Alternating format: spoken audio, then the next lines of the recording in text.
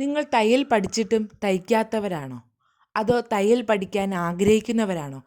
എങ്കിൽ ഈ video skip ചെയ്യാതൊന്ന് കാണണേ. തയ്യൽ പഠിക്കാൻ ആഗ്രഹിക്കുന്നവർ ആദ്യം ചെയ്യേണ്ടത് ഒരു തയ്യൽ മെഷീൻ വാങ്ങുക എന്നതാണ്. തയ്യൽ പഠിച്ചിട്ടും ഇപ്പോഴും തയ്ക്കാത്തതിൻ്റെ പിന്നിലെ കാരണവും സ്വന്തമായി അന്ന് ഒരു തയ്യൽ മെഷീൻ ഇല്ലാത്തതാകാം.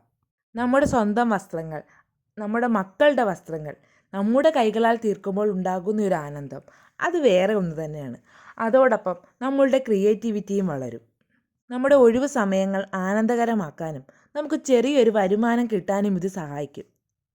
ഇതാകുമ്പോൾ അധികം മുതൽ മുടക്കിൻ്റെ ആവശ്യവുമില്ല.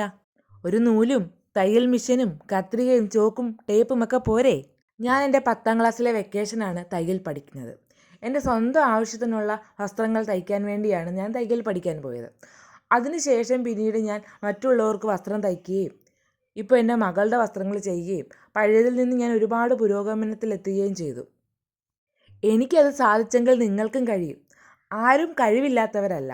നമുക്ക് സ്വയം നമുക്കൊരു കഴിവുണ്ട്, എന്നെക്കൊണ്ട് അത് സാധിക്കും, അങ്ങനെ ഒരു ചിന്തയാണ് നമുക്ക് ആദ്യം ഉണ്ടാവേണ്ടത്. ഞാൻ തയ്യൽ പഠിച്ചതിന് ശേഷം ഇന്ന് വരെ എൻ്റെ തുണി മറ്റൊരാളെ കൊണ്ട് ഞാൻ തയ്പ്പിച്ചിട്ടില്ല. എനിക്കത് ഇഷ്ടവുമല്ല. നിങ്ങളും അങ്ങനെ ആവണം. നിങ്ങളുടെ തുണി നിങ്ങൾ സ്വന്തമായി തയ്ക്കാൻ ശ്രമിക്കണം. നിങ്ങൾക്കതിനു വേണ്ട എല്ലാ സഹായങ്ങളും ഞാൻ എൻ്റെ ഈ ചാനലിലൂടെ ചെയ്യുന്നതായിരിക്കും. എൻ്റെ ഈ വീഡിയോ നിങ്ങൾക്ക് പ്രയോജനപ്പെട്ടെങ്കിൽ ലൈക്ക് ചെയ്യാനും സബ്സ്ക്രൈബ് ചെയ്യാനും ഷെയർ ചെയ്യാനും മടിക്കല്ലേ. നന്ദി.